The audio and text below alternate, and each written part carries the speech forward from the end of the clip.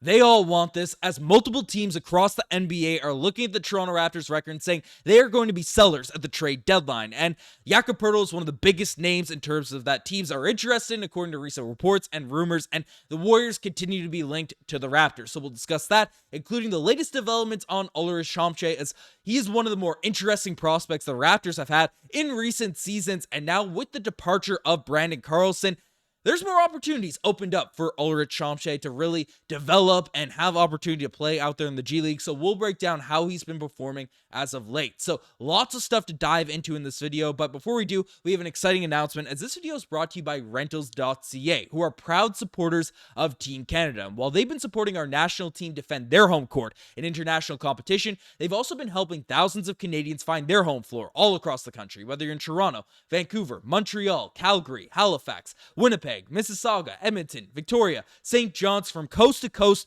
Rentals.ca have a ton of options for you to find the perfect place and price for you. Their website's clean, it's easy to use, and you can pinpoint exactly on the map where you'd like to move, and they'll find all the options in your area. So find your home court with Rentals.ca and check out their website. It's in the pinned comment as well as the description down below. And shout out to Rentals.ca for supporting our Team Canada, your national teams, for supporting the channel. They've been a long-time supporter of Raptors Digest, all the Digest media channels, but more importantly, for supporting you guys find your best places to move. So shout out to Rentals.ca, definitely check them out. But let's dive into the news. Let's dive into the what's going on with this Toronto Raptors team. And the first thing we're taking a look at is an Ulrich Chomche development update, because again, this is one of the more interesting storylines for this Toronto Raptors team over the course of this year, because with the final pick out there in the NBA draft, signed as a 2-year two-way guy. We know he's a development project. We know he needs a lot of work. And now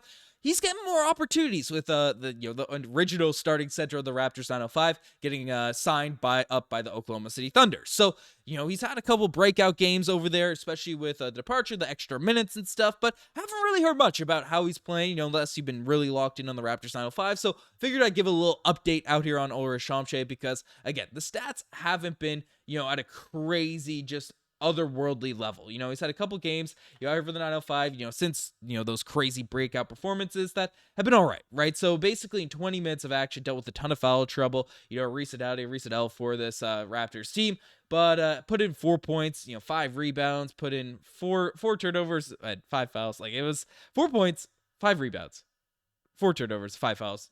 These are the growing pains you're going to get with Ulrich Chomche. It's not going to be perfect night in, night out. So, I've seen a lot of people say, hey, let's trade Jakob Poeltl, which we'll get to at the end of this video. Put Chomche out there as the main development guy, because again, he is so fast. He's a very good shot blocker. He's very good in terms of the exciting upside skills. But, these types of games, you have to rein in your expectations in the short term. Obviously, long term, I'm very bullish on Chomche's development, especially with multiple off seasons of development and things like that.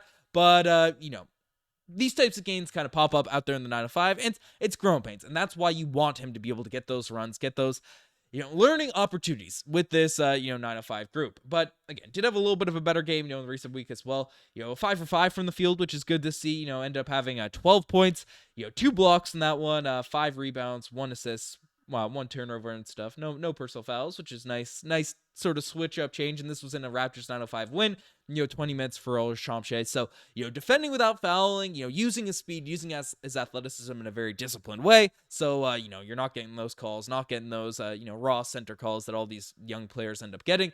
But again, it's going to be an up and down sort of situation with Chomche, and you can see his sort of stat lines as of late, right? Like, he's had some monster performances, a couple, a week ago now at this point, right? 16 points and 7 rebounds and 6 blocks. And the blocks numbers are just phenomenal, right? Because again, 3 blocks, 4 blocks, 6 blocks, 4 blocks, 2 blocks, 1, 1, 1, 0, one of them. But you know what I mean? Like, if he's able to sort of come out, be that rim protecting presence just in this year, and then learn to defend without fouling and stay out there on the court, stay disciplined out there as a rim protecting defender. I think that's the biggest thing Raptors fans are looking for over the course of the season with Chomche, because again, it's going to take a couple of years. It's going to take multiple seasons for him to develop that touch. The 3-point shooting, there is some potential there, him as a shooter as well, but really it's going to be, his easiest first course of action to make the NBA, to make, a consistent rotation spot on this Raptors team is going to be an elite rim protector, a lob threat, finishing around the basket and stuff. So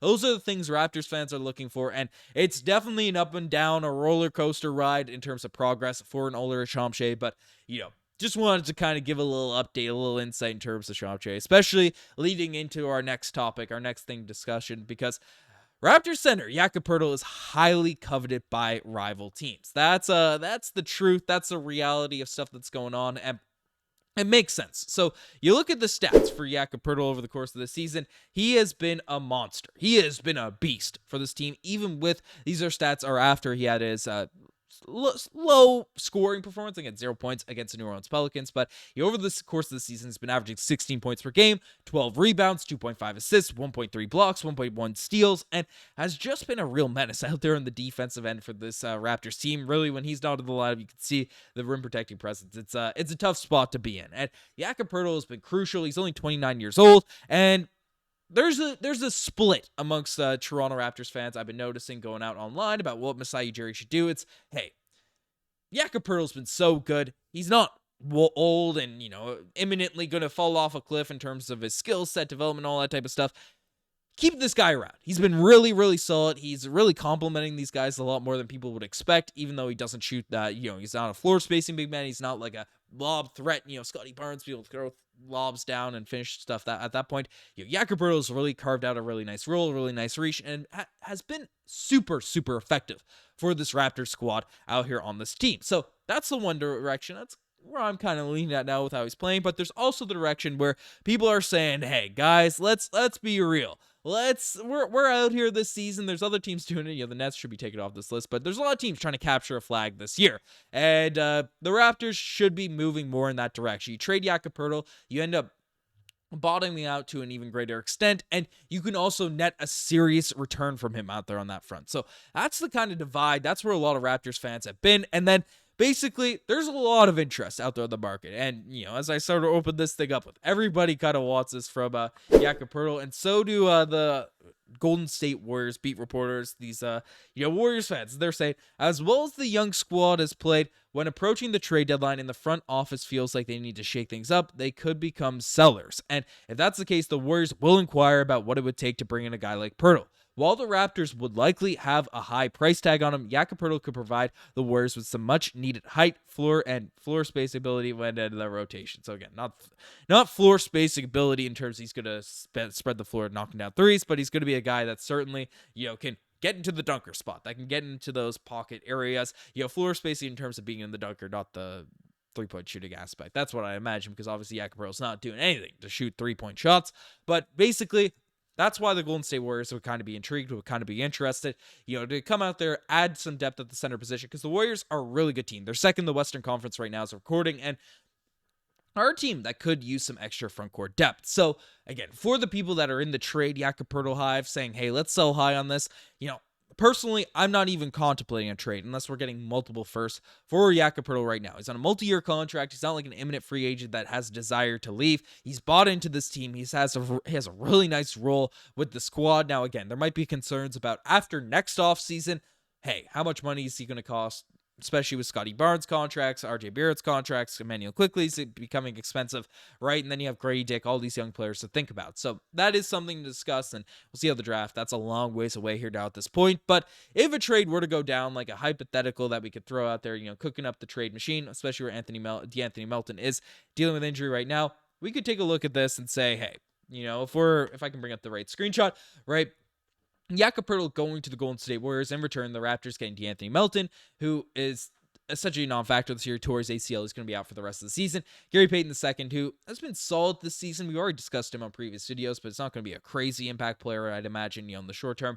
But one first-round pick from the Golden State Warriors in 2025, which, again, will be a later first. That's a reality of it. The Golden State Warriors have been really, really good, but 2025 draft has been regarded as one of the better ones in recent memory. So, a later round first in this draft is a bit different than other years, and then a 2027 pick, which could be very much more valuable, because again, the Warriors have had up and down seasons, of course, but Steph Curry, Draymond Green, all the core guys out there in the Warriors are going to be aging, so picking 2027 could be very, very valuable. So again, Not the greatest haul, not the greatest returns, but you are getting multiple first-round picks. For Jakob Poeltl, you end up facilitating the tank. You go in that direction. Not saying it's something the Toronto Raptors should do, but seeing the direction of this team, seeing, the master plans that Masai Ujiri's put together, it's not the worst haul in the world for a guy that, we traded a first and 2 seconds for a couple seasons ago, and it was a first in a pretty brutal NBA draft. Now, it ended up becoming a guy I'm a big fan of, and Rob Dillingham, but, I digress. He hasn't gotten a ton of run for the Minnesota Timberwolves here now at this point. But